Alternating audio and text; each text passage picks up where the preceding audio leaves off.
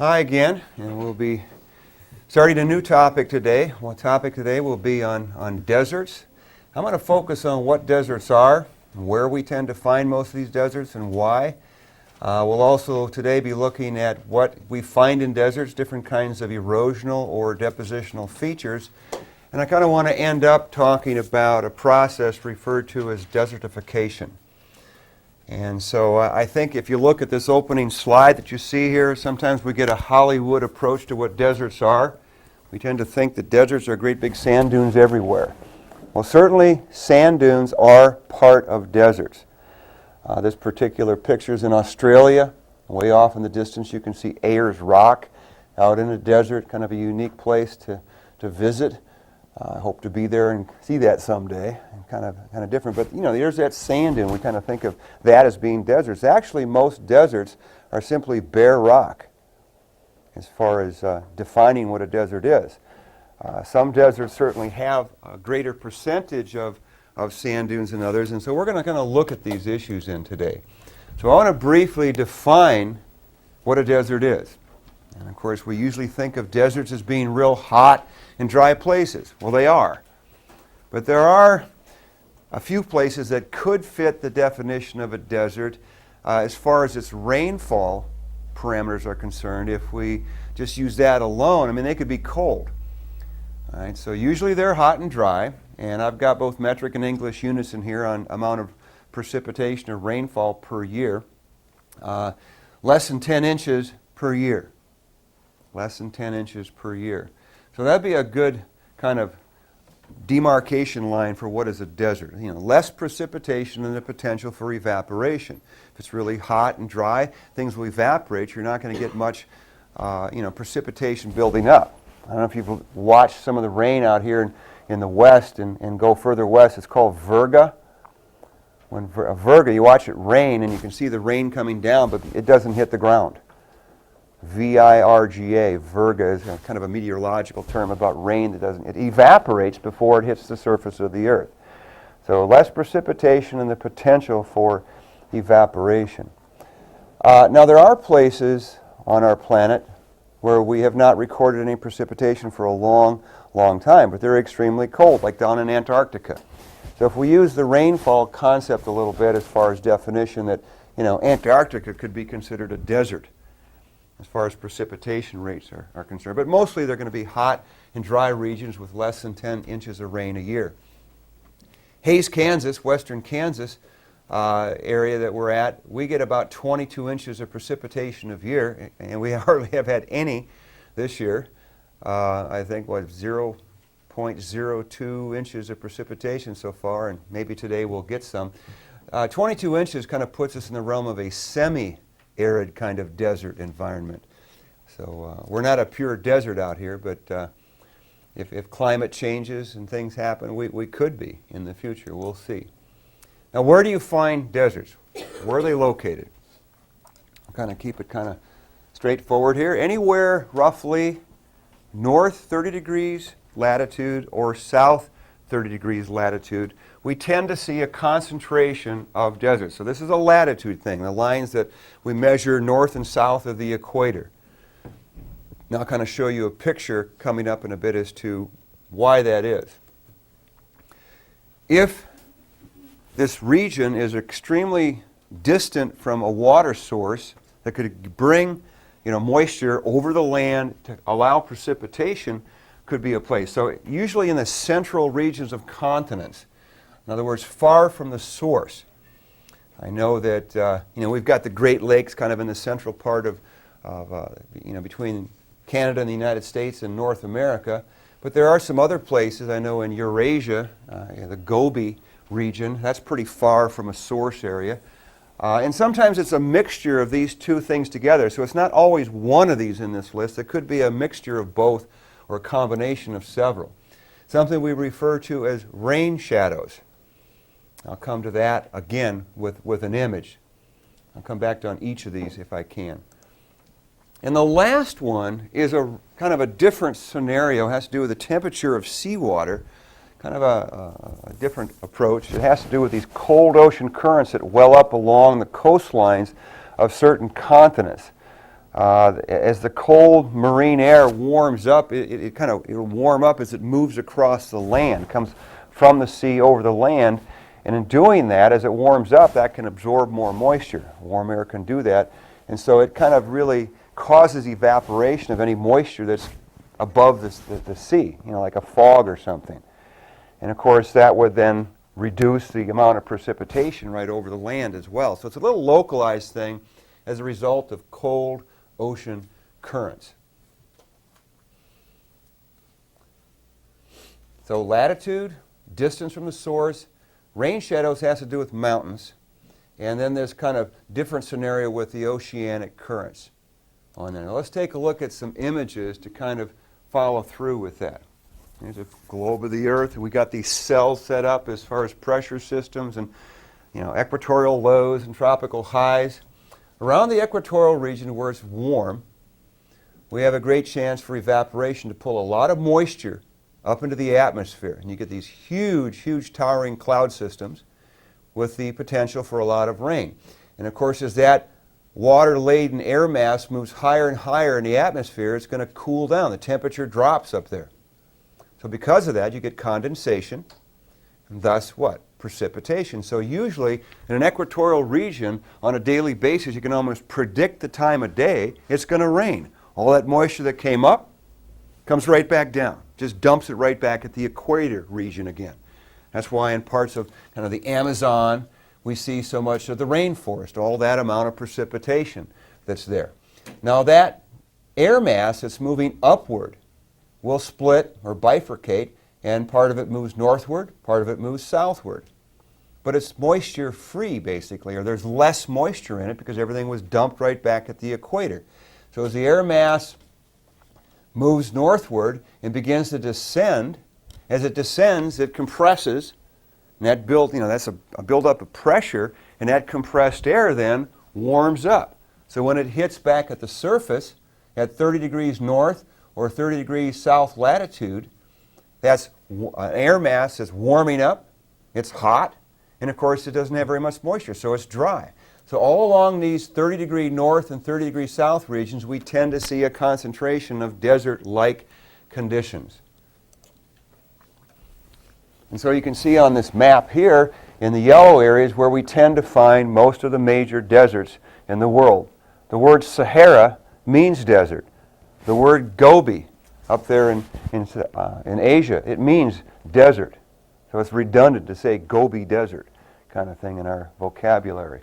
But again, in Australia, right around the 30 degrees, in South Africa, the Namibian Desert, the Kalahari, and of course along the coastlines of parts of South America, whether on the west coast or the east coast. Some of these other areas of deserts here have to do with the cold oceanic currents, as I mentioned. Like the Atacama Desert, that's the result of that cold air mass that we see in there. Now in the United States, of course, we tend to see a concentration of being close to 30 degrees, but there are other conditions in here, partly due to mountain masses that act as rain shadows that I'll show you a picture of in just a bit. The Gobi, Turkestan deserts up in here, probably a mixed bag of things because of the Himalayas, and of course being more in the center part of a major continent, the distance from the moisture, the distance from that source. Probably 10 years ago or so, there was a 8th grade student from Kansas, I think he was from Liberal, won the National Geography bee based on defining or knowing what that term up there, that phrase is, the orographic effect. This is the rain shadow effect. Oro kind of implying a mountain, if you know some Spanish here. The orographic effect is the same thing as the mountain effect, where we can get these rain shadows produced by the mountains. Okay, the rain shadows produced by the mountains. Here we have moisture-laden water that comes off the ocean, like say off the coast in California. And as that warm or that moist air moves up the mountains to higher elevations where it's colder, you get condensation and thus precipitation. All that tends to take place mostly on the side of the mountain towards the ocean, from where the source came from. So as the air mass moves over that mountain. It's now a drier air mass, and as it descends and compresses, what happens to its temperature? It goes up. So on the east side, say in California, in parts of Nevada and so on, the east side of the Sierra Nevada mountains, you'll get these warm, dry air masses, thus a desert type of condition. It doesn't mean you can't have rain in the desert, it just means it's going to be less. So that's the orographic effect. Rain shadow, orographic, same thing. All right, so those are kind of conditions that lead to it and where we tend to find most of them. If you're in a desert, what about desert erosion? What goes on during erosion in a desert? You think about a desert, you think, oh, it's the wind. Wind blows everything around and sandblast stuff and stuff. Yeah, it does that. We tend to want to think that because it's pretty windy a lot of the times during the year in a desert. Well, yes, the winds do move stuff. But volumetrically, there's something else. Volumetrically, there's something else that moves more material in a shorter period of time that's not normal to a desert. And it has to be with water. Flash floods. You might get like in our desert southwest, down in New Mexico and Arizona, the month of July is considered the monsoon season. There tends to be greater storm cells at that time of the year. But it could be in the springtime when all the snowpack is melting up in the mountains and you get this material just flushing down into these valleys, and here come these flash floods just ripping up and moving tons of sand and debris along with it. So it doesn't take too long. So it's really the major agent of erosion in a desert is flash flooding. Of course, right behind it, of course, is the wind. Not a lot of water in deserts, so erosion is short-lived. The word ephemeral means short-lived. Flash floods don't go on daily in deserts. If you had that much moisture, it wouldn't be a desert. So little water in deserts, that's why they're a desert. But these flash floods occur at periodic times in the season. So erosion is short-lived, ephemeral. Start to slide down? Yeah. Okay. I'll just continue with the next slide. We can cut in after that, or you can paste it. Huh? Okay, sounds good. So a little picture of that same idea. Here we have a quick flash flood. I mean, it may be raining miles away from you. In fact, you could be in a sunny spot in some arroyo and look up, and here comes this 3-4 foot wall of water and mud and trees. Someplace not to camp in the low areas and deserts. You travel out west, you'll see the signs, stay out of the low spots, potential for flash flooding. They mean it. So always pay attention to that, especially if you're camping. You're down in a tent, and nighttime you may not hear that. Storm could be, 20 miles away. A deluge up in the mountains or something. 24 hours later, it's bone dry. Everything sinks in the ground. Everything evaporates because it's a hot, dry area again. So it doesn't take long. It's short-lived, but you can certainly move a lot of material. Major erosion by flash flooding. All right, what about wind erosion then? Let's take a look at the wind erosion portion of this.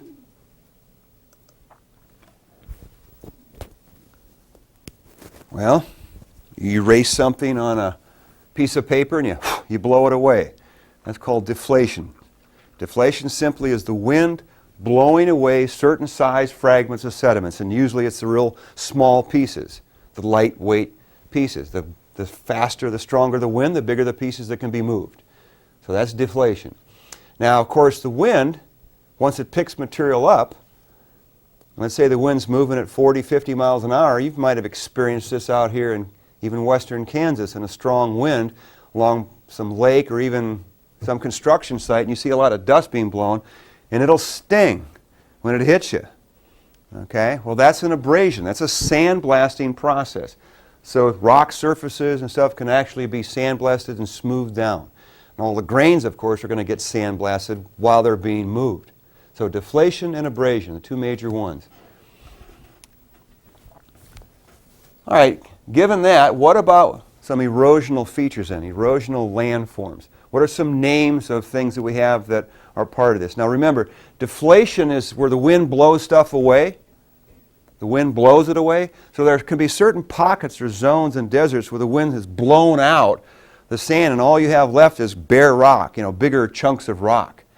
And so sometimes these are referred to as blowouts or deflation hollows. And I'll show you some pictures. They kind of go hand in hand. It depends upon the area we're looking at. But all the big boulders and the cobbles that are left over almost look like some kind of a pavement, like the brick streets here in Hays, Kansas. Only they would be, boulders or cobbles, and all the fine stuff is gone. That is referred to as desert pavement. That's the leftover big pieces. So the fines are blown out, what's left is desert pavement. And that's what you tend to see a lot of in many of the deserts. Now there's a few other erosional little landforms that are produced by the way in which the rocks are eroded. If the rocks are softer than other rock layers, you can actually undercut, and that wind, maybe the wind will really erode well 1 foot, 2 foot, 3 foot above the ground through that sandblasting process and begin to undercut and erode a rock layer, and then it kind of gets isolated up on a little elevated pedestal. Well, that's the name we give to them, or pedestals, and I'll show you some pictures of pedestals. These are rock layers that kind of get undercut by the abrasion of the wind. Now some of those boulders and rock pebbles that are just laying on the ground in that desert pavement get blasted and blasted and blasted from the same side. And it actually smooths off a flat plane on one side by the prevailing wind. They have a special name called ventifax. And we'll look at a picture of one of those in just a bit too. Now, of course, in Kansas, you may have heard stories from your grandparents, maybe your parents, about the dirty 30s, the Dust Bowl days out here in western Kansas and other areas in the mid-continent. In the 1930s, here's a picture of a major dust storm approaching a small town in Kansas at that time. And of course, the reasons why might have been farming practices, ranching practices, and just a natural drought. All those came together at one time, and a lot of stuff was loosely picked up and blown around because climate happened to be a much more drier time. Well, that was the 1930s, and certainly, it had a major effect on a lot of people. A lot of people left. A lot of people really were frustrated by it, but it was a devastating time. We've since changed practices in farming, and this doesn't happen as much. Okay, things have changed. Now, maybe climate changes could redo that. Here's a picture from an airplane, I don't know how many feet up, let's say 1,000 or 2,000 feet above the surface. This is just a couple of years ago in western Kansas. That's a dust storm. That's not rain. That's a huge advancing dust cloud in western Kansas. So in the last 4 or 5 years, we're starting to see more of this kind of activity in western Kansas and western Nebraska, more so in southwestern Kansas. Even here in Hays, Kansas, not too long ago, I remember a major dust storm that came in. I was driving west of Hays, and I thought it was a rainstorm coming in. And it came so fast, it was a different front, and I realized this isn't. It was a dust storm. I just made it into the carport before the blast hit. One of them stopped for some reason, just stopped at the edge of town. The winds just kind of died out. But we're starting to see more dust clouds like this. Why is that? Is it a climate change? Certainly the farming and ranching practices are taking care of their end of it. So maybe it's a weather change that we're getting. Maybe it's getting a little drier. A little more of a drought condition to see what happens. So kind of interesting. Northwest Africa. You can maybe recognize some countries there if you're into geography. Morocco and so on. You can see parts of Portugal and Spain up there. The Canary Islands out there in the Atlantic Ocean. But you can see this cloud of material out over the ocean. It's being blown off of the Sahara. And I know a long time ago we didn't think about that kind of material really blowing all the way across a huge ocean. Well, it has. And we've been able to do geochemical studies and find out through minerals and compositions and specific elements, this stuff is blowing into the southeastern part of the United States, into the Caribbean, into eastern parts of South America. So materials, wind can transport material great distances across the globe with time. And so here's a couple of pictures. Here we can see that those clouds moving further out across the Atlantic, coming off from huge dust storms. And of course, the recipients at the other end of this at times, when these storms occur, here we have the east coast of the United States, part of the Caribbean, and of course the inset on the right is focusing on southern Florida, the Florida Keys, coral reef systems. There have been a lot of studies done now on observing what's happening to corals. And one of the factors that are affecting these corals has to do with how they're being stressed by things that clog out their ability to live. And some of it is the clay and some of it's the sand. Some of it's the chemicals being blown. It's not just sand and silt that gets blown around. If we're doing agricultural practices, what do we use sometimes?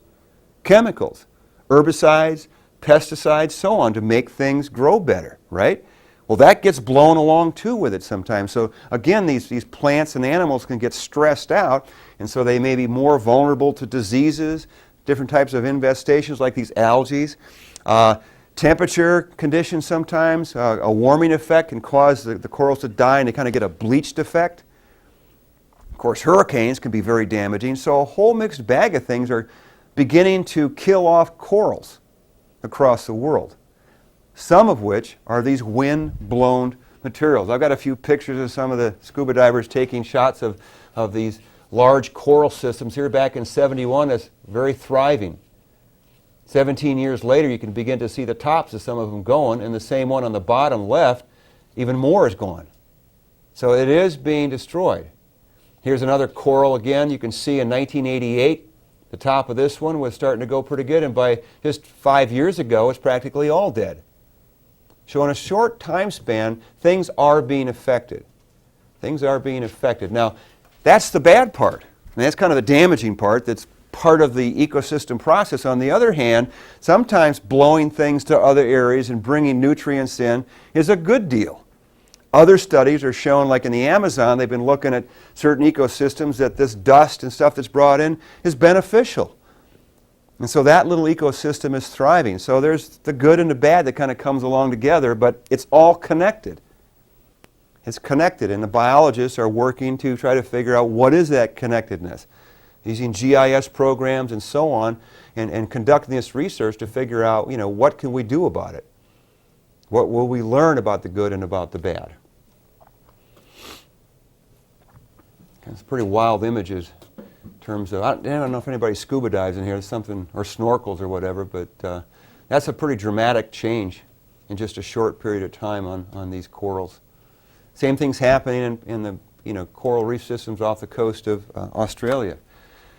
Southeast Asia picture. You can kind of see through the clouds and part of the landmass of China and Korea region, parts of the islands of northern Japan, but you can also see a cloud mass.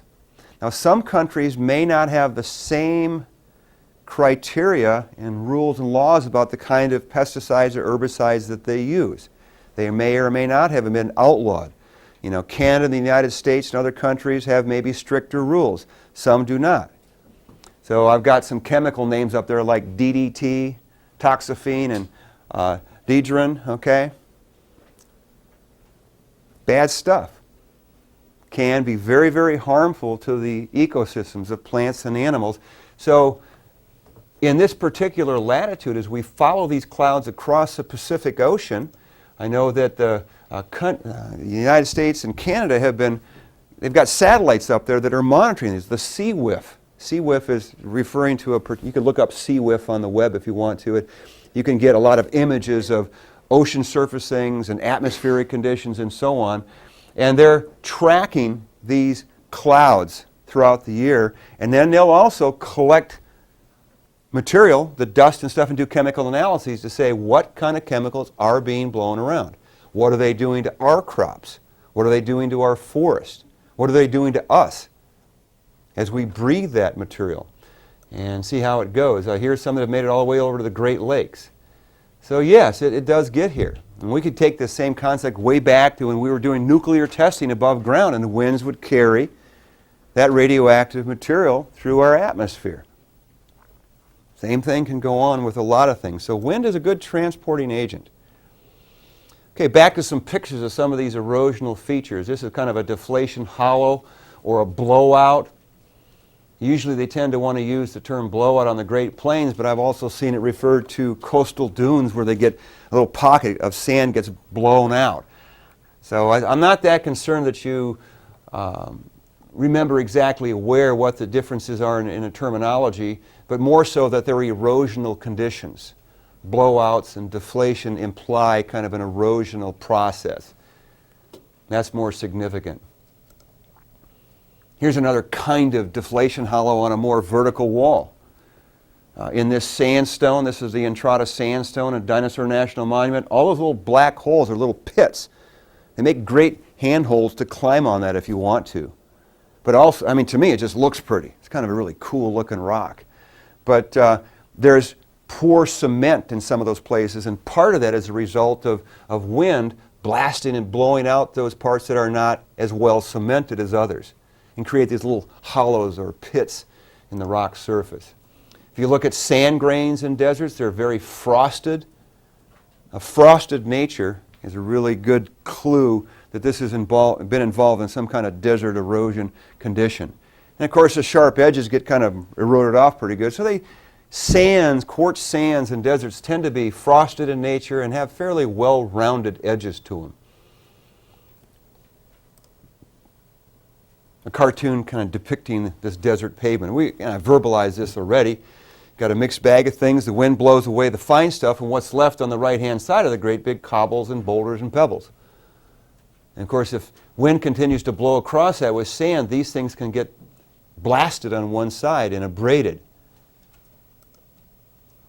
Kind of a common picture of desert pavement. You don't see a lot of loose sand in there. A lot of deserts look like that picture right there. Certainly there'll be some pockets of sand, in some places big piles of the sand we call dunes.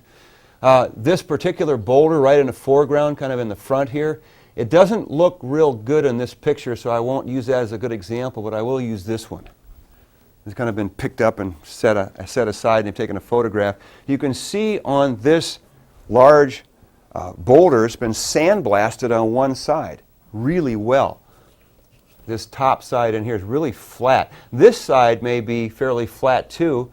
I don't have a picture. Let's assume that both these surfaces are very, very flat, and you can see that real blasted, kind of sandblasted surface to it that you get. What would that mean? If that thing was sitting and laying out in the desert for a long period of time, what that means is when you get two flat surfaces in these type of ventifacts, that means throughout the year there was what? Two different directions of wind that would be consistent. Usually in the summertime the winds may blow traditionally from one direction, and then in the wintertime they may come from another direction in terms of sandblasting. And we can find some of these ventifacts that have multiple surfaces to them.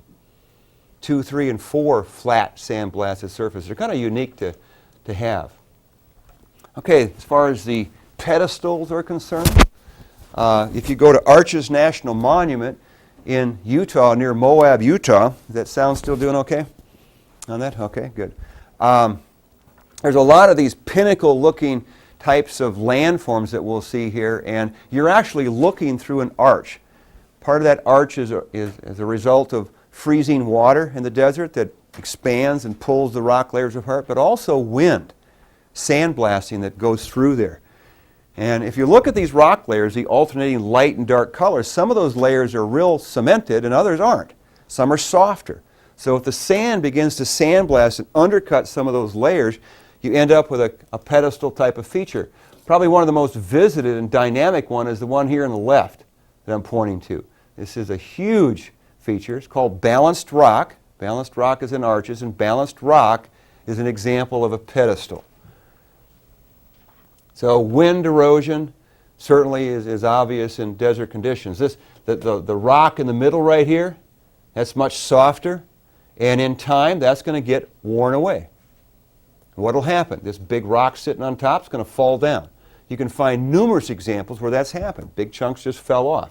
I know since it's such a popular place that the park rangers at one time thought, well, why don't we go in here and glue this?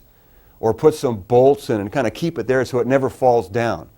Well, they said, no, this is a natural park. Leave it alone. So when it falls, it'll fall. And they have warning signs around it when you go visit some of these places. The picture on the right shows where you can see some cracks in the rock that geologists refer to as joints. A lot of wind will really funnel through these areas and help sandblast them. But also you can see where the sand will pile up inside the bottom areas of these joint systems. They make spectacular places to go hike through, really cool looking neat stuff they call the fins and so on out in arches and canyon ends. You should visit that someday. If you have a chance to ever get out to the west and go to some of these places, they're really unique. If you have a chance, hike to this one too. This too is an Arches National Monument called Delicate Arch. It's a very spectacular arch that's beginning to wear down, might end up as a series of pedestals. You can see on the left this real thin layer here. That's the softest rock layer. That someday will give out. Kind of interesting. So you've got about a 2-mile hike to get up to this spot. Probably the most popular thing I've seen lately up here is people getting married. They get married. A lot of weddings take place underneath the arch. You got to get in line, I guess, now. It's kind of like Disney World. You want to get in there and get set up. But quite a beautiful place. Spectacular scenery. So that's kind of erosional features. What about the depositional stuff? What are the deposits by wind? Well, it's dunes, sand dunes. Like I said, the good old Hollywood picture, great big dunes like this, people crawling across the dune. Some great movies lately about it. Dunes move. Not, some dunes we can try to vegetate and slow them down, but dunes migrate with time. And this cross-section cartoon shows how this process takes place. You have on the upwind side on the left, where the wind is coming from, the slope of that dune is much more gentler, and the grains will simply be picked up by the wind and be suspended in the air, or they'll bounce. That bouncing process is called saltation. We use that same word in river systems, how the load is bounced along the bottom. Or they could even roll. They'll just roll really slowly across. They get the top of the dune crest, and then they'll roll or blow over the top. All right, and so this is a very steep side on the direction that the wind's blowing towards. So the bottom of the dune has a flat surface. You get these cross layers at a steep angle. The next dune that comes across the top of that will then create, of course, what? Cross-bedding. So we can begin to get these layers that from the slip face create the cross layer from the horizontal bottom of the dune. And we kind of visited that issue about direction of wind or direction of currents with cross beds back on the chapter on sedimentary rocks, and I'm not going to visit that again. All right, I want to use this picture to introduce you to several types of shape names for dune styles.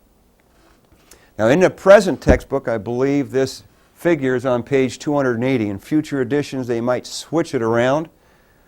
So if you're on the DVD in the future classes with this, be aware of, this could move around. It's in the chapter certainly on deserts. All right, dune types and causes. I'm going to pick up on a couple of things about the dune types in this case. Let's take a look at the one at the top left. It has a curved kind of surface to it, and it has like little wingtips, so to speak. If you look at this curved surface of this Barkhan dune, the tips, the pointy tips, are pointing in the direction that the wind is moving.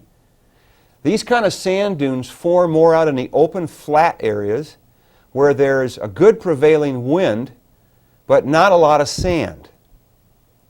Not a lot of sand. So lower sand, but good prevailing wind, and the tips point in the direction that the wind is blowing. That's a Barkhan dune. Now imagine having 2 or 3 or 4 of these Barkhan dunes begin to join or coalesce along their tips. That happens when you get more sand.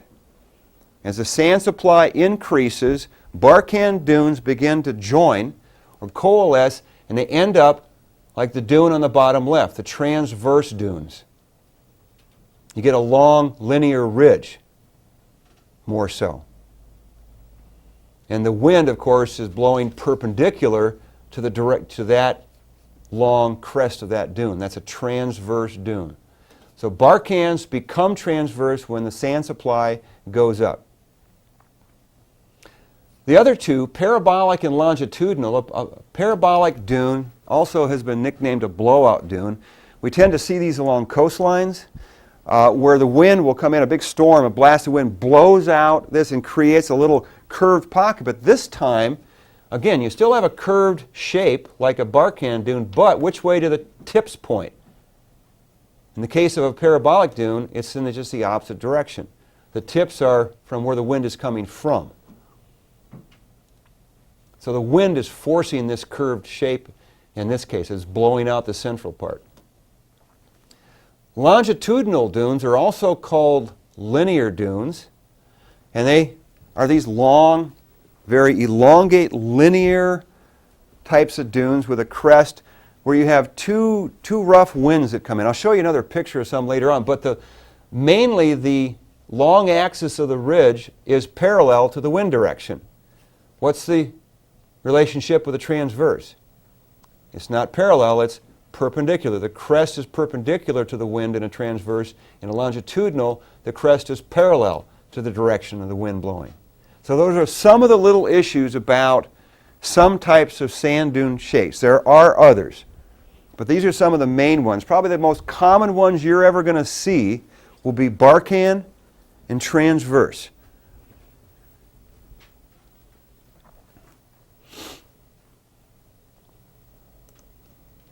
Here's a picture of a Barchan dune. So if I tell you that's a Barchan dune, which way is the wind blowing in this picture? Towards the top left or towards the bottom right? Bottom right. Very good. Now if this were a blowout, but it's not, but you notice there's more open space, a little bit of sand. All of them have about the same shape. They're curved. The tips point in the direction that the wind is blowing. So the wind is blowing to the bottom right. Great Sand Dunes National Monument is located in Colorado, kind of northeast of the town of Alamosa, along part of the Rocky Mountain Range known as the Sangre de Cristos. These are the snow-capped peaks of the Sangre de Cristos in here. And right in this area where the yellow arrow is pointing to is a huge pile of sand. Now, if you've never been there, it's a kind of a unique place to go visit. Here's an infrared image of that same area. And out here on the left or west side of that, we have a lot of little Barchan dunes. But as the winds move across this valley, I'm going to cut back to this picture here. See these snow-capped peaks up on top? And then there's snow-capped down here. The area about right in the middle is a lower elevation. The winds come through that gap, and as those winds come in from different directions, they collide. The wind loses its energy, and what happens? All the sand is dumped right there. The wind is picking all the sand up in the big valley out there, the San Luis Valley. And so it gets dumped right at this point, so we have a lot of sand here. So instead of having Barchan dunes way out here, we have a whole bunch of transverse dunes that make up the bulk of Great Sand Dunes National Monument. Here's kind of what it looks like if you begin to hike up and look at some of these dunes. You're kind of looking back towards the south, southeast in this picture. Beautiful place to visit. Spectacular. Now, if you go, bring shoes. And don't be dumb like me one time, many years ago when I was out there younger and hiking around in bare feet. Hike up to the dunes in the middle of the morning. They're about 800 feet high. Takes you a while to get up there. And you cross a nice little creek, and at 8 o'clock in the morning it's nice and cool. By noon or 2 o'clock in the afternoon on a sunny summer day, that sand can get to be 140 degrees Fahrenheit, i.e. they will burn your feet. Well, they did to mine. I got blistered really bad trying to come off the dunes and get all the way back down to the river. Well, the reason why at Great Sand Dunes, most of the sand that makes up that dune is darker colored. It's got a lot of iron stain on the quartz grains, and it's quartz. And this mineral, because it's darker and it is quartz, will absorb heat and keep it longer and keep that heat up there. So if I ask you a question about which place, you can see another picture coming up here of White Sands National Monument. It's a different kind of sand. One's hot, one's cold. Great Sand Dunes, quartz sands are hot. And they're hot for a variety of reasons. Certainly in the wintertime, it's going to be cooler than in the summer, so climate would play a role. If it rains, precipitation, that'll cool it off. But the fact that it's quartz, okay, that is stained darker, and say it's a nice hot summer day with no rain, you're going to burn your feet on that. I have a little inset there, kind of a nickname someone gave to the possible change of form that can happen on some of these sand dunes. The prevailing winds in the main picture in this is from the left to the right. The winds traverse across this. Once in a while, though, the wind comes back through that gap and wants to reform the tops of the sand dunes. And it creates a little ridge that's pointed the other way. And an inset picture on the bottom left, you've got a little tiny ridge that goes all the way along the top of these things. And when the sun is low, you can see a shadow. Looks like someone went on top of the big dunes and built a little kind of wall. And someone made the comment once, ooh, it looks like the Great Wall of China. So ever since then, it's been nicknamed Chinese walls as a sand dune type of feature. They're caused by the reversing winds that took place. Of course, the main wind will simply turn around and destroy them. So you're lucky if you get to see them. All right, so Great Sand Dunes is in southern Colorado. Let's move south to New Mexico. If you fly over New Mexico, you can see a variety of mountain ranges, a great big white patch. This is White Sands National Monument. This black zone here, this snaky black thing, that's a lava flow cutting through there. And you get down on White Sands and you see this really bright white colored material in the dunes. Now they're not that high. They may be 100 feet, 120 feet high for these dunes, but they're made of a different mineral. They're made of gypsum. And gypsum is a type of material that doesn't absorb heat it doesn't have the same thermal conducting, capacity and storage capacity as quartz does, and it's white, so it's going to reflect energy. So if you're ever hiking down here when it's 100 degrees out, your feet will not get burned. This is another really cool place to go visit. If you ever have a chance to get down to White Sands, camp out.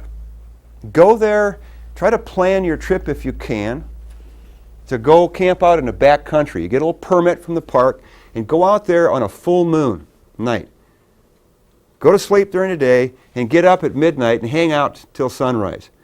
You'll think you're on the moon. It's the most spectacular, different place to see. Really kind of unique. But the reason why the sand is cooler to the feel is because it's gypsum, which is its thermal character, and it's white. It reflects energy. Don't forget that, because I'm going to ask you some questions about temperature and stuff like that maybe on the exams or quizzes.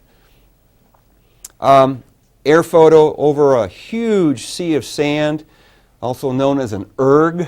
An erg is a sea of sand, kind of an Arabian term. And from this image you can see these really long ridges. The prevailing winds come from two general directions, both coming out of the northeast, and shift and make that real long skinny ridge. These are linear or longitudinal dunes. Kind of coastal blowout dunes. There's a mixed bag of transverse dunes in here, not really too many barcans, but these parabolic shapes to some of these dunes. And in this particular picture in South America, you really don't see the greatest blowout style in some of these. Most of these are actually transverse. I think there's a little blowout down here and maybe one in this area, but I couldn't find a great example on this one for a coastal blowout. Now let's take a look at these pictures, you future astronauts. Okay. Top picture is Mars. Look at that meteorological condition of how that wind shape is forming that dust plume, that dust storm, that sandstorm. Bottom pictures, again, northwest coast of Africa. The same shape. So if we're going to be thinking about going to Mars and trying to live with those conditions up there and staying on Mars, understanding the Earth's meteorological conditions become really important, because we can see they're pretty much identical in terms of how they form, how they distribute energy. Now, maybe on Mars the winds might be more intense. They think that the winds are much stronger on Mars than they are on the surface of the Earth. Here's some pictures of dunes on Mars. What's interesting about this, you see these little black zigzaggy lines, like little wormy lines cutting through here. Some people think that those might be the trails of dust devils, little mini tornadoes that advance and move across these huge dunes that have built up on the surface of Mars, kind of like the inset on the right. These are two different pictures. So certainly knowing about deserts and knowing about dune activity is an important study for eventually being on Mars. Here's a vent effect on Mars. Same thing, sand-blasted boulder. Here we see some cross-bedding. All these new pictures from the rovers we've sent up and the landers that are on Mars now. So, unique stuff in planetology. I introduced this term before. I'll just briefly mention again. Loess is wind-blown silter clay, fine powdery material. The picture on the top left is in northeastern Kansas. The picture on the bottom right is northwestern Kansas, these big deposits of loess. Most of the deposits that we see in the mid-continent for us, though, came from the glaciers. When the glaciers melted, the wind picked up the finer material and redeposited in the areas that we see. When this type of material weathers, it makes great soil for growing crops. So loess. But just looking at pictures of ancient sand dunes, ancient crossbeds, if you have a chance to go out to our desert Southwest and hike around, it's just kind of imagine yourself being on an ancient dune, except it's a solid rock now. And it's cool looking. I mean, the geology's, of course, unique, but just seeing this stuff is fun. It's artistic. Besides, you can get good exercise hiking around on some of this stuff. That's pretty spectacular. This is a really well-visited place in Arizona. It's for photographer heaven, I guess, and you have to almost schedule your time to get your camera out there. It's a place that's photographed a lot to make postcards and put pictures in textbook because of the dynamic color patterns caused by these ancient dunes that are out there.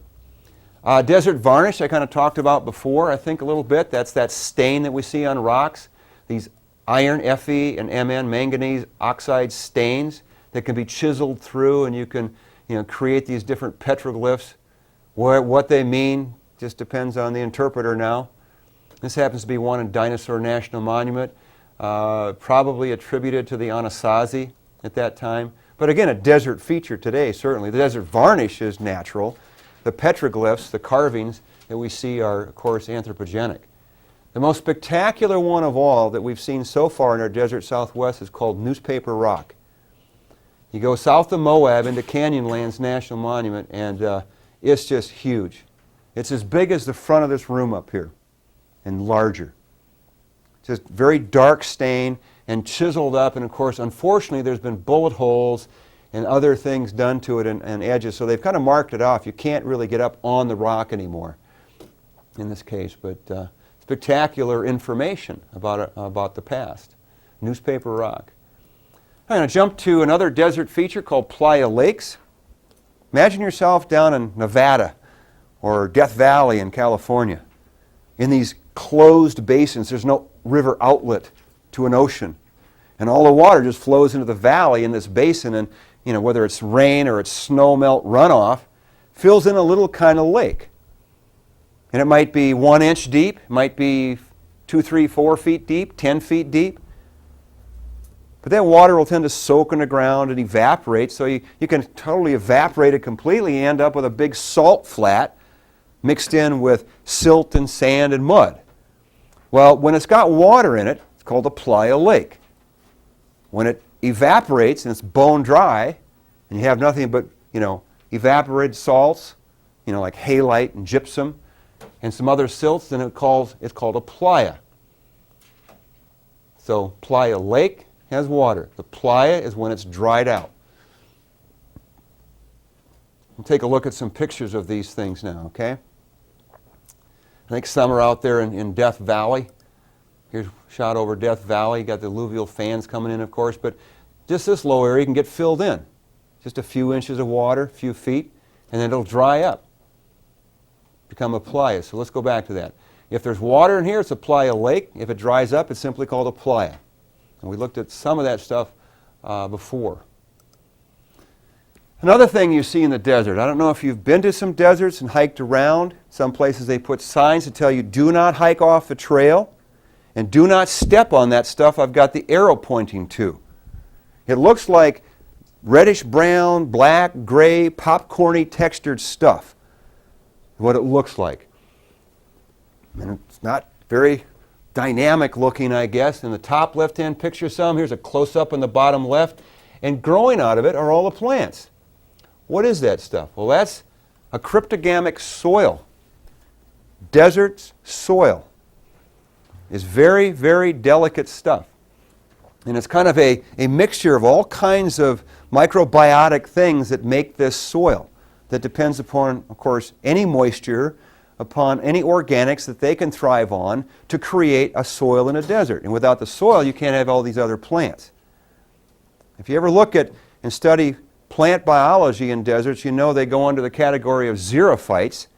They tend to have waxy surfaces so they don't lose their moisture. They might have really root systems that spread out and compete with nearby plants, or go extremely deep to try to get down into the water table. And so In the desert regions where we have this cryptogamic soil, you're going to see them telling you, don't kill it. It takes a long time to recover. So there's always the battle going on between people who like to go out in deserts and take their ATVs or their motorcycles or their pickup trucks versus the Sierra Club who says, no, we got to preserve that because in a short time you can destroy something and next thing you know you're causing the place to become more desert-like. If you kill off the vegetation, you have more sand and dust to blow around. Becomes more of a desert. Which brings me to this picture in Africa. There's a community in Sudan or Ethiopia. And here you see this advancing dune system. There used to be an old wall and a road around that place. And you can see in the very central part of the picture some of the old houses and trees and the orchards. They're being buried and overrun by the desert. And there's a lot of reasons why. One would be a natural condition, that it's a drought and climate has changed. That's part of the process. Okay? But that's being altered. So let's look at this term. I want to use the term desertification here to kind of refer to anthropogenic conditions mainly. Nature is part of it, but things that humans do that might push an area to become more desert-like. Now you may have other classes where they use the term desertification to mean just nature. We'll kind of put it together as being a mixture here. Mostly things that humans do. Human activity that causes an area to become like a desert. Now, back in our dirty 30s I showed pictures of earlier. Could have been a farming technology thing that may have to change. All right? Which we have shifted to. Where we rotate crops and keep the mulch on the surface and terracing the land and don't overgraze. Stuff like that. Change those processes. Now in North America there were nomadic people. There were nomadic people in a lot of continents. Now there are still nomadic peoples. Unfortunately, things have changed to prevent them from being as nomadic as they would like to be. A group of people would live in an area, use the water, use the resources, and then they move. Why do they move? Because the water and the resources are dwindling, so they move on. They might move with the seasonal conditions, where the food is. The animals that are migrating follow their patterns, so they have to have food. Well, nomadic peoples, I'll show you some examples of where we're having bigger problems. In Ethiopia and Sudan today, and Africa is the worst place where we're causing deserts to form. Where deserts are being formed and we're losing a lot of land every day. Now, I don't expect you to memorize how much land is being lost per day. The point is, activity is causing something to change. Again, 10 to 15 square miles a day. You don't have to memorize that because that's going to be a variable number. It may change from year to year. But let's start it out with a good old natural drought. It's drier. Okay? It's nice and dry. And all of a sudden, a group of peoples who are concentrated on a piece of land begin to thus overuse the water, overuse the soil, and overgraze. Bring their cattle with them, whatever kind of animals they bring along to get milk and meat and so on from or stuff. Okay, overgrazing. You've got a problem right there. All of a sudden you begin to destroy vegetation, which allows things to blow around more, and it becomes more like a desert, more sandy, more open, less vegetation.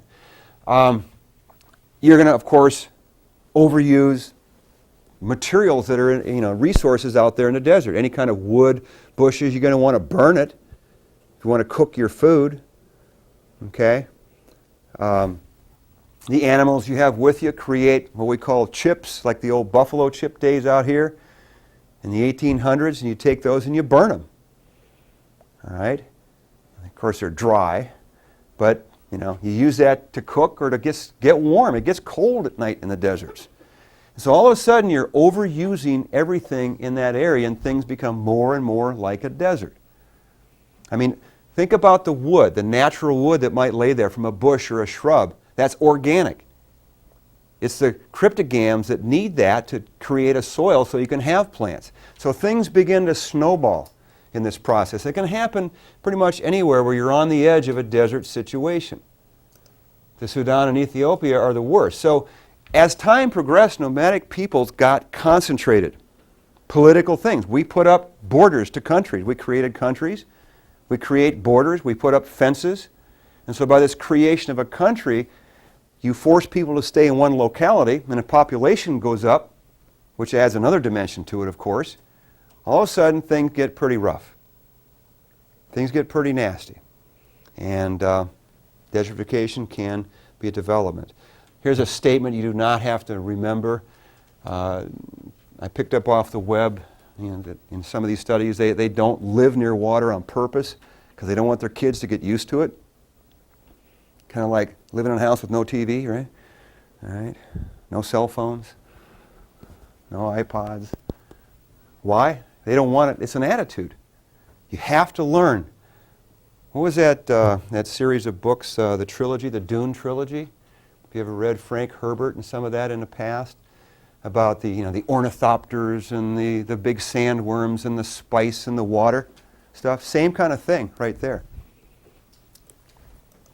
Got 11:29 here. I'm going to keep going a little bit more. Here's the areas of Sudan and Ethiopia we're talking about. This part of Africa.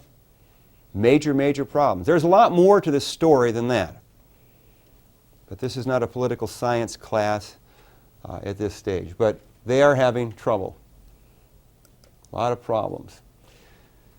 Let me go back to this slide here. Right here is a little lake, just to the left of the word Sudan, called Lake Chad, in the country of Chad. And this is Lake Chad a long time ago. And this is Chad now. This is 1963. This is 1997 on the bottom right. It's shrinking. Why? Overuse. Natural drought. Picture on the left shows somebody out there actually measuring water. This little inset in the bottom, it's gone. That's not the only place it's happening. The Aral Sea. This inset is a 1960 spy shot of the Aral Sea up in Uzbekistan, Kazakhstan border area. All right, it too is shrinking. Major agricultural regions. A lot of pesticides, a lot of herbicides, but the poor people couldn't get out. There it is in 1992. So they're stuck there breathing dust and stuff of blowing pesticides and herbicides, and cancer rates and all kinds of things are sky high. All these lung problems. And the lake has shrunk. The businesses are gone. They've moved elsewhere. Political changes have occurred since the Soviet Union and Russia now. It's just something to think about. Now that's the downside, I guess. We talked in water about the upside. Can we keep finding things and finding new technology? Yeah. And we're going to work with that. And we're improving those conditions, and that's what we have to do. So deserts, I guess, kind of go a little bit with that theme I mentioned about water. So think about it. Here's a shot of some of the high-tech detail we're doing in the country of picking what kind of plant grows in what special conditions. But it's really cool. A new kind of agriculture. So if you're an ag major, I'm sure you've seen this, and it's great stuff. So that should be it for today. Any questions at all from anybody? All righty, we're done.